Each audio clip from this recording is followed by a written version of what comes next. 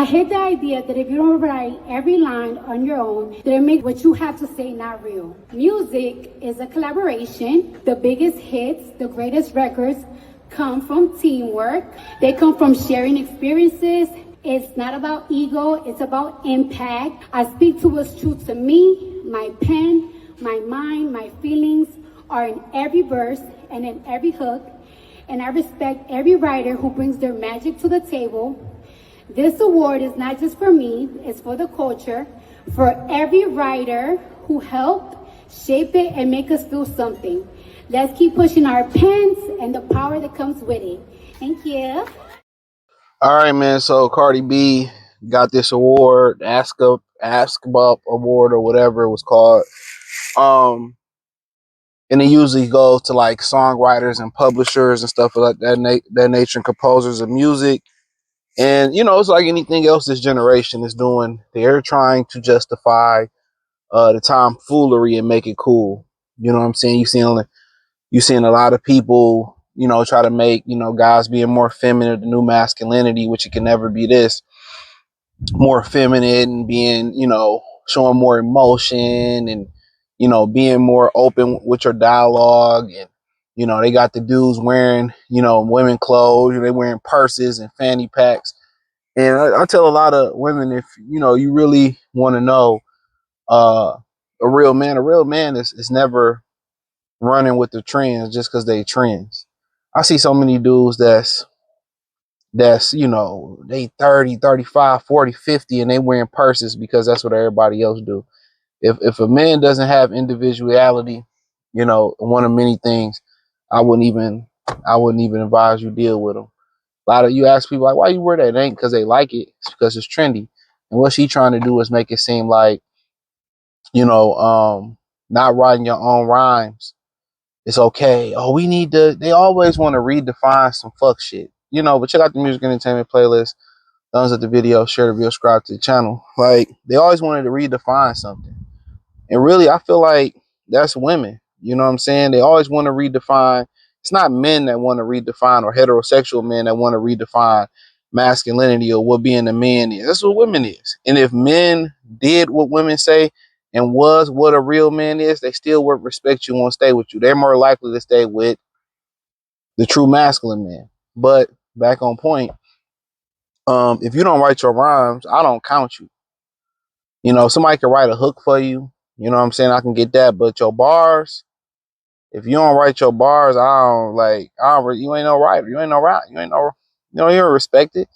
And people try to say, well, R&B is different because R&B is pretty much based on a vocal talent.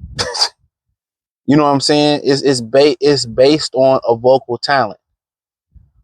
Rapping, it doesn't run parallel. And I had this conversation with people who always try to defend Kanye West or guys like that. It's a vocal talent. Singing is a vocal talent. Can't nobody sing it like Luther. Could nobody sing it like Mariah. Could nobody sing it like Whitney. Could nobody sing it like Teddy Pendergrass. You know what I'm saying? But if, a particular guy is writing a rhyme, like Kanye, I'm not Kanye, but Cameron said he wrote, I Really Mean He actually wrote that for Lil' Kim. You know what I'm saying? Can't nobody, and he was the same cadence and everything. She passed up on it. Can't nobody rap that like like Cameron. You know what I'm saying? And what's so funny is a lot of these women come out here and say, we don't need men, but a lot of y'all careers hinged on the pen of a man. We just seen Papoose come out and say that. Most of the majority of the most popular songs you heard written by women been wrote by men. Let me take that back. I'm not taking that back, but let's rewind it back a step to talking about R&B. Some of the best female R&B songs have been penned and produced by men. Rihanna's whole style pretty much came from the Dream. Neo wrote to the left from Beyonce. So we start talking about creativity and talent, wherever you go amongst men and women, the talent gap is huge. Even in the kitchen, bro, in the professional kitchen, the men are the best cooks, are the best chefs. You know what I'm saying? I feel that women are better teachers. And by per capita or by percentage, I feel like that way because they have naturally more patience. But when you start talking about, penmanship, when you start talking about creativity, solving problems, when you start talking about fixing things and all that, man, dude, it ain't even close. But what do we need men for? They had that conversation. Well, y'all get out there and pay that road and break that road up and pave it. Y'all get out there and change tie rods, tires, and brakes and all that. Y'all can't even write your own fucking music. And they get out here and they be lying to people like, oh, we did it, man. It's disgusting. It's disgusting. So the majority of female rap, it come from a dude. But they always trying to redefine something like some fuck shit is okay. It's not. And in rap, it's about your penmanship. It's unlike any other genre of music. That's what make rap unique. Because in country, it can hinge on your tone or your stuff like that, your voice, rock and roll. It can. But rap, yeah, you have debates where we talk about who you think had one of the best rap voices. But really what it come down to is your wittiness, your creativity, your penmanship is your wittiness, your creativity, your delivery. You know what I'm saying? You got some people that's that's barsmiths. Somebody like Papoose, but he really can't make a great song, but he got hellified bars. Then you got some people who are great songwriters. It may not have a lot of bars or the bars may go over your head. Like Tupac's a great songwriter. He got bars, but he's known for being a great songwriter. Then you got other guys who are witty, who got more, you go kind of creep out to Jersey, Philly, New York City, you get more wittiness, more wordplay, you know what I'm saying, more punchlines. You know what I'm saying? You know what I'm saying? You get them punchlines. You go down south now, you talking about 30, about what, we in 2020, about 35, 30 years ago, the South was seen as corny.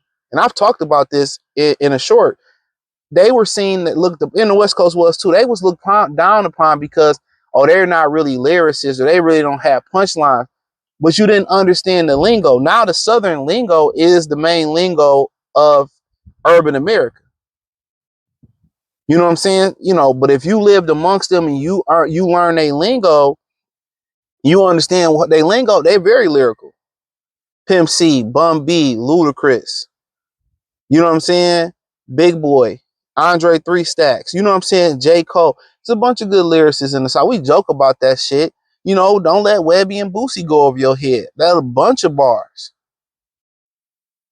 Some bars ain't gonna be as straightforward as when you go out to New York straight because you understand the lingo. The lingo was so popularized throughout America. You know what I'm saying? Because they were the hub for rap for so long. And then you go out there and you listen to Southern music. Like, I don't know, the Midwest was a little bit understood it, but like I continue to say, you can never not, penmanship can never not be the creme de la creme of rap. It can never not be a number one requirement. That's top tier in being a great rapper when you are ranked amongst the purists and amongst your other peers. That penmanship. You cannot make a great song, but you can be known for your penmanship. For mixtape, people gonna respect you more than if you're a great songwriter but don't have no penmanship and people wrote it. I'm telling you, they don't respect the Milli Vanillis. Busta Rhymes said, I wrote every bar you ever heard me spit. I wrote that shit. Stand on it. Most people respect Buster. Ain't nobody really going up against Buster. So when they try to redefine rap, they doing this whole generation. You notice how they kind of going towards a patriarchy. They trying to redefine everything and they destroying society. They redefining what men's spaces are. Spaces that men go. The titty bars, the basketball games, the sports bar. That used to be, a man where men go chill. Now you can't even have that. Cigar lounge, hookah lounge. And they tell you guys that, easiest thing to get is a man. A man ain't shit. Woo woo. But they always go into our spaces for what? ESPN, come on, man. Most of the women that talk on ESPN, like I said, if they didn't have their makeup faces, they would be contributing to nothing. They want to be where the men at. Don't forget that. They want to be where the men at. Can't find a good man, but they always where men at. Pay attention to that. We not letting them redefine this shit no more. What masculinity is, what rap is. We not letting them define that shit no more. I'm telling y'all, man, they're always trying to redefine that shit, bro. You can't redefine what was written 30, 40, 50 years ago. This is the requirement, and Cardi B will never be respected like the majority of female rappers. They will never be respected to the point of the real rappers. Whether it's a guy like Papoose, who a street rapper, whether it's a guy like Cannabis, who a lot of people still respect, Kool Moe D, LL Cool J, Biggie, Tupac, Jay-Z, Nas, you know, you can go on and on. Luda, Big Boy, even the brother down out there in Philly, Young Chris, Benny Siegel, Ice Cube, you know, fuck what Aries Spears talking about. Ice Cube, DJ Quick, the greatest rap producer of all time. His pen and his production is unmatched at the same time. A lot of them other rap producers did not write their own bars to the level that DJ Quick did. You can't redefine it, man. No matter how much they want to try to redefine this shit, you can't redefine it. So that's my opinion on it. Check out the Music Entertainment playlist. Hit the link tree. Join the Patreon. Free Game 89 channel. My Detroit channel. X, Instagram. I'm everywhere. Amazon Prime. The whole 9 people.